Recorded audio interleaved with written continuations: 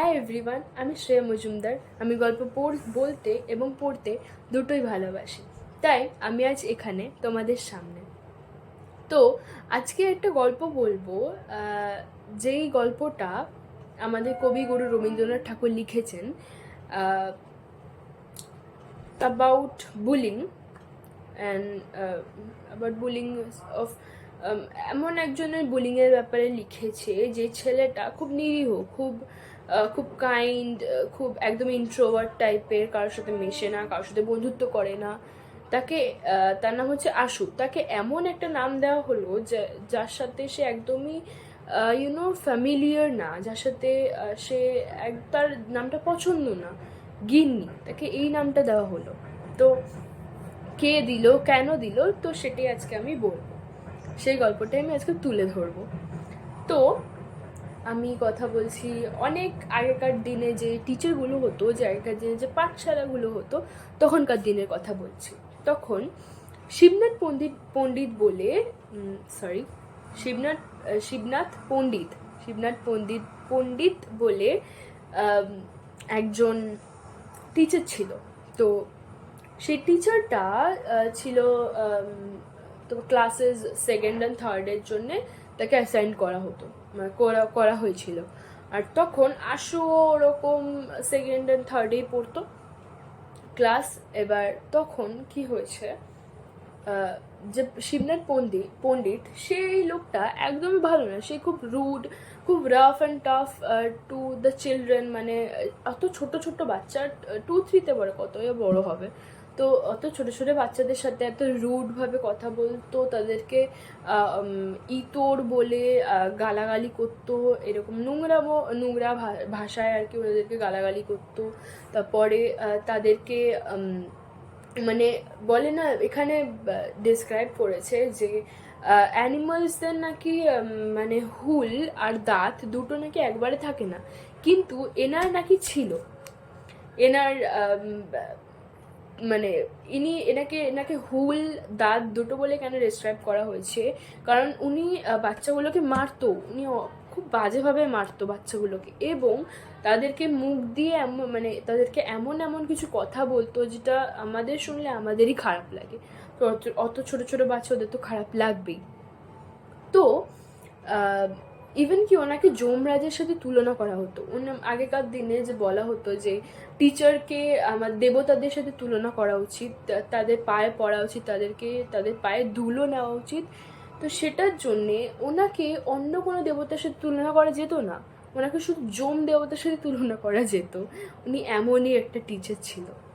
তো একদিন কি হয়, আশু, এই ছেলেটা আশু হচ্ছে এমন একটা ছেলে যে ক্লাসে আসতো, পড়াশোনা করতো, পড়াশোনায় ভালো ছিল, কোনোদিনও কেউ ওর সাথে কথা বলতে আসতে সে একদম অ্যাভয়েড করতো, একদম ইন্ট্রোভার্ট টাইপের।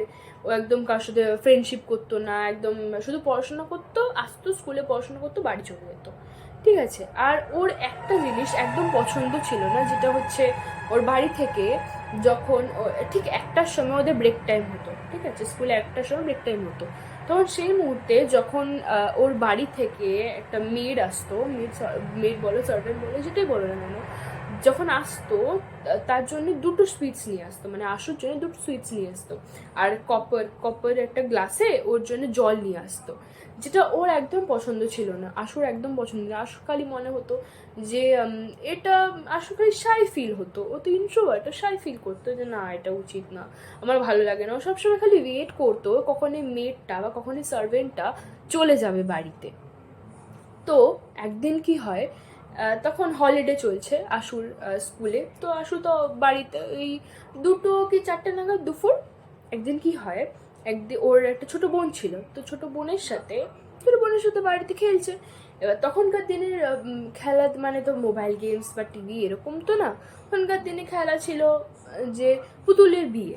তো ওর বোন তখন অনেকে ছোট, ও এবার নিজের বোনকে অ্যাডভাইস করছে যে কি করে একটা বিয়ে অ্যারেঞ্জ করতে হয়, মানে পুতুলের বিয়ে অ্যারেঞ্জ কি করে অ্যারেঞ্জ করতে হয়, বা একটা বর বা বউয়ের বিয়ে কি করে অ্যারেঞ্জ করতে হয়। তো হ্যাঁ, তো সেদিনকে দুপুরবেলা প্রচণ্ড বৃষ্টি হচ্ছে, প্রচণ্ড।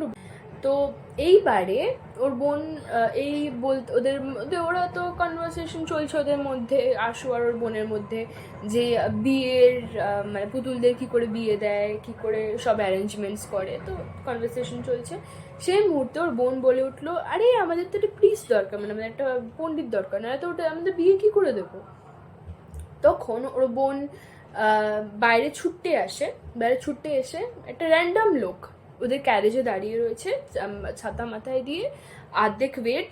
তো লোকটাকে দেখেই বলে, তুমি আমাদের প্রিস্ট হবে, তুমি আমাদের পণ্ডিত হবে, আমরা পুতুলদের বিয়ে দিচ্ছি, হবে তুমি আমাদের পণ্ডিত। তো সেই মুহূর্তে আশু পিছনে ঘুরে দেখছে ওটা শিবনাথ পণ্ডিত। তো এইবারে ও দেখে ও এতটাই লজ্জা পেয়েছে, ও দৌড়ে ভিতরে চলে গেছে, মানে ওর হলিডেও রুইন হয়ে গেছে, ওর ডেটাও রুইন হয়ে গেছে, সব রুইন হয়ে গেছে। কারণ ও জানে নেক্সট যেদিনই ও স্কুলে যাবে ওকে প্রচুর হেয় করা হবে, ওকে প্রচুর দেখানো হবে, হ্যাঁ ওকে প্রচুর বুলি করা হবে যে হ্যাঁ তুই পুতুল খেলছিলিস আবার নিজের বোনের সাথে, তা আবার প্রিস্ট খুঁজছিলিস, এরমভাবে ওকে খুব বুলি করা হবে। তো যথারীতি তো সেদিন দিনটা চলে যায়। এইবারে পরের দিন যেদিনকে স্কুল আসতে হবে সেদিনকে শিবনাথ পণ্ডিত বসে আছে, আশু ঢুকেছে। এবার শিবনাথ পণ্ডিত যে টিচারটা ছিল ও ডাইরেক্ট বলে উঠেছে, আরে এই তো আমাদের এই তো আমাদের গিন্নি চলে এসছে। এবার ও অ্যাজ ইট ইজ এরকম কোনো উত্তর দেয় না, ও চুপচাপ থাকে সব সময়। তো ও ওরকম পাশে বসে মানে ইসেতে বসে